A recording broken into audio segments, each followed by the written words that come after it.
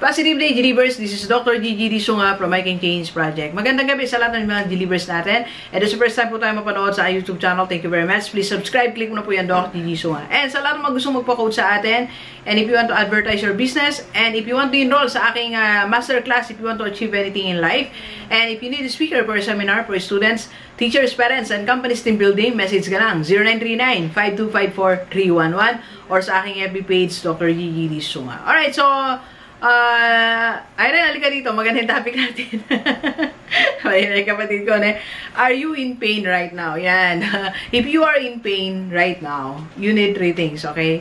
If you are in pain, so kung meron kang nararamdaman ng, alam mo yung sakit sa puso, yung, you're hurting, you're being hurt or you're hurting. As simple as that. So, naiyak ka. Di ba, minsan may mga points sa buhay natin sa gabi ba, tayo naiyak ka na lang, di ba? Dok, na-experience mo yan maraming beses. Yung pag-isip mo rin, iiyak ka na lang, di ba? So, alam mo, minsan si Doc, minsan mababaw din yung ating luha, eh. May mga ano rin tayo, may mga iniyak din tayo for certain reasons, okay? So, if you are in pain right now, kung you are distracted, iba-iba yung nararamdaman mo ngayon. So, you need 3 things. Pero bago kita dalhin sa 3 things na yan, gusto mo na iparealize, ano ba yung mga causes of pain? Ba't nga ba may pain tayo, di ba? Well, aside from its part ng being human, sabi nga nila, part yan eh. Di ba? Wala sa atin na lumaki, na tumanda, na hindi nasaktan. Tas nga po kamay na hindi naiyak sa buhay. Di ba? Even rich people are crying, they are in pain. Even famous people, they are experiencing pain. Ang dami nga, di ko alam, baka mas prone pa sila sa pain, di ba? Alam niyo, one time, I had, 2 times na pala ako nag-seminar about depression. Nag-research ako, so I found out na ang daming celebrity, national, international figure that nadi-depress, they are in severe pain. Okay? So, ano nga ba yung mga reason? Number 1 is, ang pain natin, nararamdaman natin, is caused by natural circumstances. Natural circumstances. Like, for example, may mga disaster, nawalan tayo ng, na-wash out ang mga gamit natin. I remember nung, itong bahay namin, nabaha to, I don't know what year is that. Wala talaga eh. Nagpalit talaga kami ng gamit eh. Diba? So, umisa may mga disappointment. So, we are in pain kasi, we'll be spending money, something like that, diba? So, hindi ka komportable, something like that, okay? Death of loved ones, yan, diba? Pag minawala sa, iba talaga yan, iba ang pain yan. Like, when I lost my father, 2004, yan, so, painful kasi, meron ako magustong gawin sa kanya na hindi ko nagawa, ipakita sana, wala eh.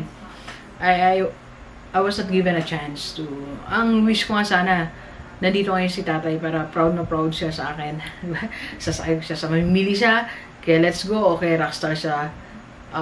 Ano ito dito? Sasakay, di ba? Gusto nun yung nag-grocery siya eh. Kasi that time, nag-jeep lang sila nanay pero masipag siya mamili. So ngayon siguro, like, madadala ko na siya sa ibang ano. Kaya wala na. So pain, di ba? Loss of jobs, mga ganon. Biglang nagsarang company, o kaya, something like that, no? Loss of loved ones, nabanggit ko na kanina. So, mga natural, mga natural circumstances na wala tayong magagawa. O tayo mismo, iniwan tayo ng jowa na natural yan, na hindi natin siya, wala tayong, wala tayong control, bigla na tayong binrake. Di ba may mga ganun? Bigla ka nalang iniwan. Wala man lang sabi-sabi, without announcement, sabi niya, wala na, hindi na nagpakita. So, painful yan, di ba? Or meron tayong mga ina-expect na hindi siya nangyayari. Okay? Second cause of pain is, ito yung mas mahirap to. Kasi ito, self-inflicted pain. Ito yung alam mo nang, ikaw yung nagkukos ng pain. Alam mo yun, sarili mo. Yung ina-expose mo pa yung sarili mo sa painful experiences. Yung ikaw mismo, dinadala mo yung sarili mo dun sa painful moment. Painful, yung place. Alam mo nang maalala mo dati yung nakalipas, pupunta ka pa sa lugar na yon, then nag-emote ka, then naiyak ka na, diba? Self-inflicted, diba? Ano pa yung mas self-inflicted? Loving the wrong person is self-inflicted pain. Alam mo na, sabi ko nga, alam mo na yung dulo eh, simulan mo pa eh, diba? hindi nga pwede, di ba? Pero we're still loving the wrong person. Or minsan naman, we're loving the right person sa wrong time. Or right person at the wrong time, di ba? Or wrong person in the right time, may ganun ba? So, self-inflicted. Ibig sabihin, alam mo na ang ending, alam mo na, ginagawa mo pa na, it will not work, di ba? So, sabi natin, kahit na anong gawin mo, it will not work, di ba? And, yan, so, pain, self-inflicted pain din yung, when you are doing things like, alam mo nang engaging into vices, illegal activities, na alam mo na mahirapan ka lang sa dulo, di ba? O gagawa ka pa ng mali, alam mo namang ang ending niyan, mahirapan ka, there will be sanction, there will be circumstances, di ba? So, mga self-inflicted yan. Like, for example, yung mga OFW na nagpunta sa ibang bansa, self-inflicted pain din yung nararamdaman mo. Alam mo naman, bago ako mag-abroad, malulungkot ka. But sometimes, of course, you have to do that for your family. Kaya alam mo na, pagdating mo dyan, may mga temptation dyan. Ang asawa mo, may temptation din dito. Ang pamilya mo, mga anak mo, maaring makalimutan ka, maaring malayo yung kalooban sa'yo. You know the scenario, pero still, tumuloy ka pa rin. Then, nangyari siya, that's self-inflicted pain. But I'm not blaming you kasi you just want to provide for your family. Okay? So, yun yung mga, yan yung mga types of pain na meron tayo ngayon. So, if you are in pain right now, wala tayong choice kundi i-subject ang sarili mo dyan. Alam mo yun yung reality. Let your emotion feel it. Ikaw mismo, you feel the situation. Kasi you have to experience that para meron tayong matutunan mga lessons sa buhay. Diba? Kasi hanggat hindi ka tayo nasasaktan kasi hindi tayo tumitigil diba? Minsan ganun din tayo, mga nature natin diba? Hanggat di mo na-experience yung pain, paulit-ulit kang magkakasala, diba? So, pero at least kung na-experience mo man lang, ito palang sakit, diba? So, hindi ka na uulit. Siguro naman, hindi ka na uulit, diba? Siguro hindi ka na uulit na gawin niya kasalanan na yan, diba? Sabi nga ni Haring David, diba? He was engaged into sin. Kaya Bathsheba, sabi niya, nawala yung joy of salvation niya It was so painful sa kanya. It was so painful running away from God, from the will of God. It was so painful na alam mo nang mali, gagawin mo, may consequences. That's so very painful. So you have to subject yourself. Di ba si David na-experience niya, hindi naman nag-magic na bigla nawala na yung pain, di ba? Sa atin lahat na nakaranas ng pain, di ba? Wala namang magic na pag, wala na to, wala na. Hindi di ba? Hinahabol nga tayo niyan di ba?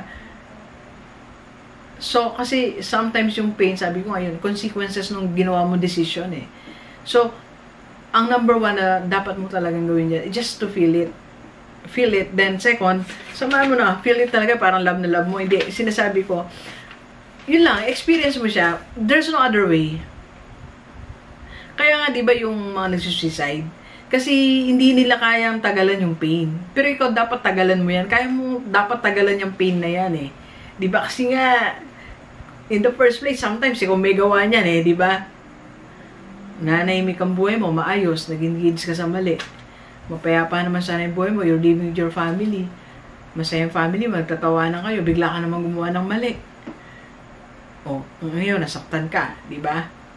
Ganun talaga. So, kasi sabi nga, wrong move, di ba? May wrong moves tayo kasi, okay?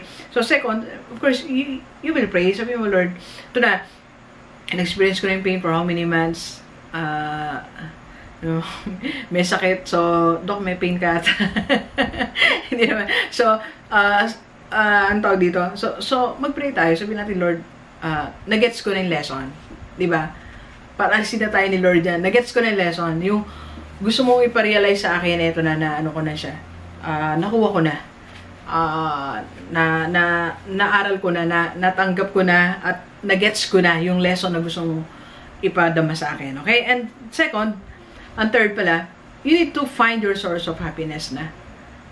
Dahil, kasi hanggat hindi mo dinadivert attention mo sa ibang bagay, mananatili dyan, magpo-focus ka dyan habang buhay. Diba? Titignan mo na lang yung picture niya. Titignan mo na lang yung happiness. Titignan mo na lang yung dating bisyo mo. Titignan mo na lang yung dating mong trabaho. Diba? Yung nilalakbay mo dati, yung mga nawala mong property. Titignan mo na lang ba lagi yun. So, kailangan mag-focus ka sa ibang bagay. Find your happiness. Sabi ko sa one of my vlogs, I think kanina lang yun. You just have to find your source of happiness. Kung bagay yan, if it's a passion, ginagawa mo, just do it. Diba? Magsayo ka, kumanta ka, kung ano gusto mong gawin, diba? And be with happy people. Diba? Maraming happy people kasi may pag-date ka, diba? May pagkwentuhan ka. Alam niyo, minsan ako meron akong group of people na pagka medyo nalulungkot din si Doc. May mga, sabi ko, Doc, ba't nalulungkot ka pa ba sa buhay mo? Siyempre may mga ano rin tayo, disappointments. May mga bagay na other people cause us pain, diba? At circumstances cause us pain. So, I just go to group of people na iyayin ko lang kumain, mag-coffee. Alam ko, maliligayahan ako, di ba? So, just find a source of happiness. Okay? Ano yung source of happiness mo? If you want to read, you read. If you want to go to other places, you travel. Kung kaya mo, di ba? Parang, like now, ako, alam nyo, yung pag-vlog ko, it's, I just realized this, na pag nag-vlog ka pala, bukod sa dami niya lang naitutulong, para siyang therapy. Alam mo yung positive yung lumalabas sa'yo. I do vlogs. Like ngayon, nakailang vlogs na ako eh. Nakailang, ano na po ako. That makes me, you know, more positive, feel like positive person kasi naglalabas ako ng mga positive thoughts to other people. So, it's a therapy para sa akin. So, you find that's one thing that it's parang therapy sa'yo. If you want to write articles, you write. If you want to do vlogging, you vlog, di ba? So, talk to other people. So, something like that. You find that one thing that makes you happy. Or person that makes you happy. Di ba? Minsan, meron namang mga tao na napagbigay talaga sa'yo ng happiness eh. Di ba? Pag nakita mo sila, na-inspire ka kasi medyo umahanga ka sa talino nila, umahanga ka sa personality nila. So, that's normal. Di ba? I have a friend sabi sa kanya, thanks for making me happy kasi parang, you know, something like they are becoming your inspiration. Diba? Kasi nga, yung mga tao sa paligid natin, ano din yan eh, therapeutic something communication na, diba? Sa nursing, therapeutic communication. When you're talking to them, naglalabas din sila ng positive energy, diba? And minsan passionate. Alam mo, ang daming taong very passionate sa tao, very helpful. I wish you can find one. Ako, I find not just 1, 2, 3, ang daming tao sa paligid. And I maintain them. Old friends ko nung college, once in a while, nagko-coffee kami kasi iba pa rin eh. Iba pa rin yung positive na nagagawa nila sa akin. Okay? You find your source of happiness. And last, okay? If you are in pain right now, still, napagdaanan mo na yon yung stage na nakabangon-bangon ka na ng konti. Sabayan mo na, you launch a project para meron kang ibang gawin that you are excited about the results. Gumawa ka ng isang bagay na you can enroll in MA, you can start your painting, you can teach dancing, singing, yung skill mo na matagal mo hindi nagagawa, do it, mag-MC ka, di ba? Mag-ano ka, mag-ayos ka, mag-selfie ka, update yung profile pic mo, di ba? It's something like you're branding yourself as okay, di ba?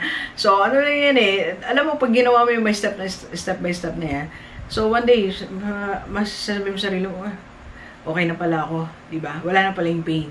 Okay? So, I'm moving on, I'm okay. Alright? So, if you are in pain right now, one thing like, I just want to share with you is, it's a normal situation.